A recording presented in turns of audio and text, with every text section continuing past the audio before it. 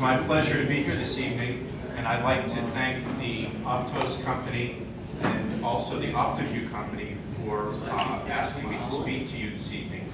I apologize, obviously I'm going to speak in English. I talk very rapidly in my talks, and so many times in English it's hard to follow, so if you have trouble, just wave your hand and I'll try to slow down.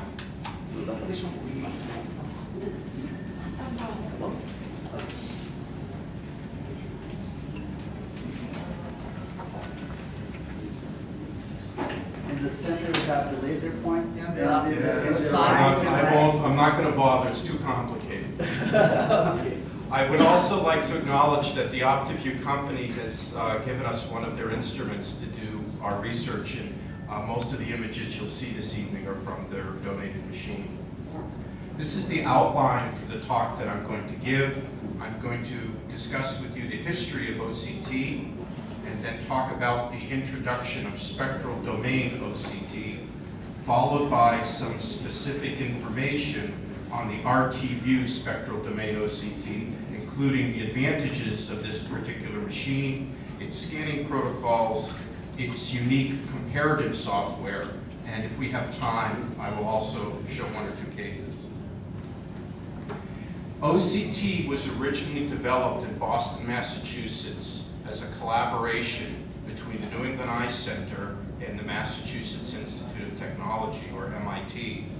Originally, it was thought that it would be only a research tool, but now it's clear that it's virtually impossible to practice modern ophthalmology without an OCT in your office. The OCT machines continue to evolve.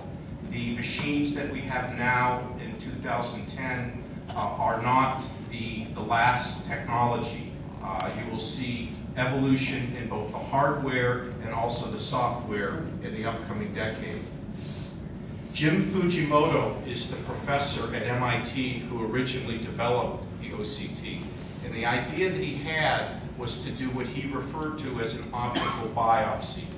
In other words, using light, non-invasively get information at the cellular level from tissue without having to extract the tissue and without having to do histology.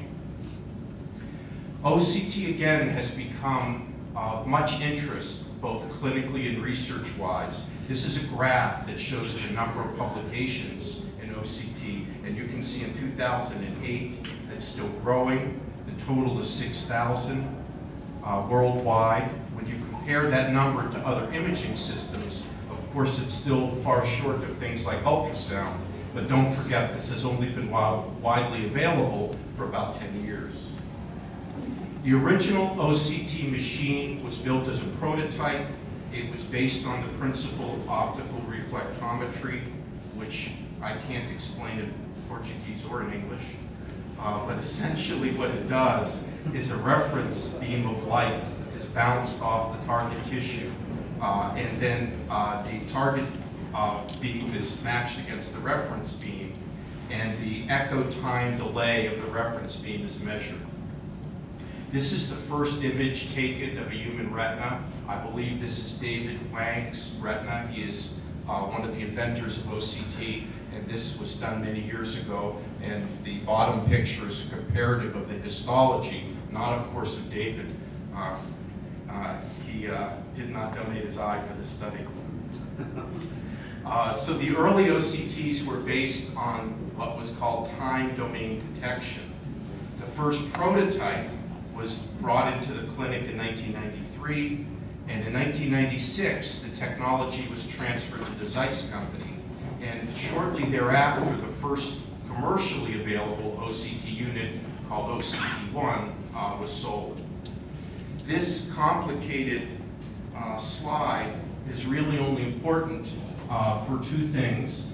First of all, notice that this reference mirror moves back and forth during the study. So there's a moving reference mirror. And the final A scan down here is the process needs to repeat it many times to produce a B scan. So we imaged well over 1,000 patients at Tufts Medical Center, New England Eye Center on this prototype machine. And you can see the date on this is, I believe, 1996. This is from the prototype, and we all would recognize that as a stage 2 macular hole. When OCT first became commercialized, the images weren't nearly as good as the prototype. OCT2 came out in 1998, and this is an image from an OCT2, and you can see the quality really is not good, the reproducibility was not good, the machine cost almost $100,000, and I believe they sold fewer than 2 dozen of them. In 2002, the Zeiss company came out with OCT3, which up until the last few years was considered to be the gold standard, the pinnacle of the device.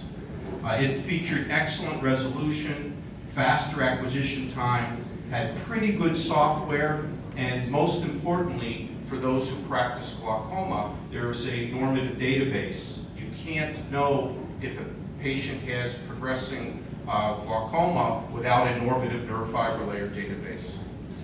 However, the OCT3, like any time domain machine, will have drawbacks. Because the acquisition time was relatively slow, there had to be software put in the machine for eye movements. In addition, only a small number of scans could be taken of the macula at any visit, so the machine had to interpolate between the scans. So when you see a macular map from an OCT3, much of the information you see on that map is interpolated between the scans. The software will break down quite often. In other words, the machine has a hard time detecting the inner retina and the pigment epithelium, especially in disease. So the macular maps will not be accurate because of breakdown of the software. They sold many of these machines, and they're still widely in use. In our practice, we still have many that are being used on a daily basis. I think it's an extremely useful clinical tool, but because of the registration errors, the skip areas, the software breakdown, this was still not adequate for all the disease that we see. This slide goes through this history of OCT, and then I'd like to point out in 2004, the first ophthalmic publication on a new type of OCT technology called Fourier domain OCT was published.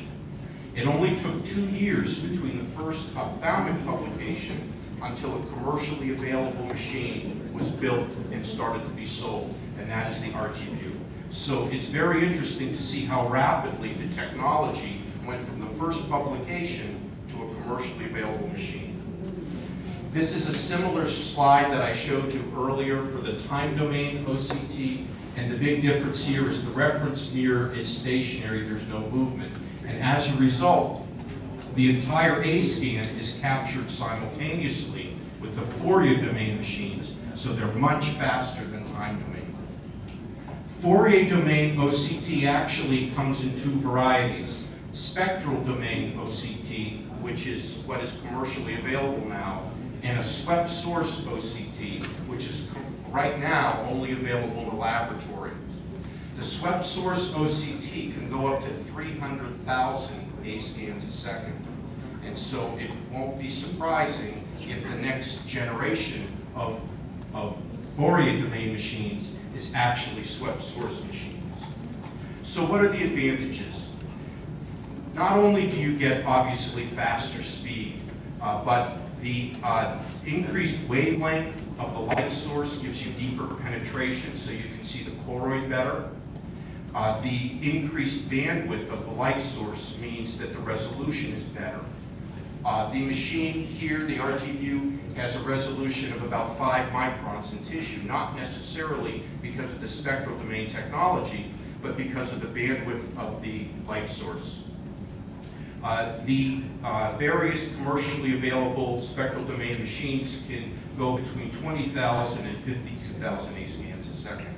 And this slide just demonstrates the difference in a normal eye between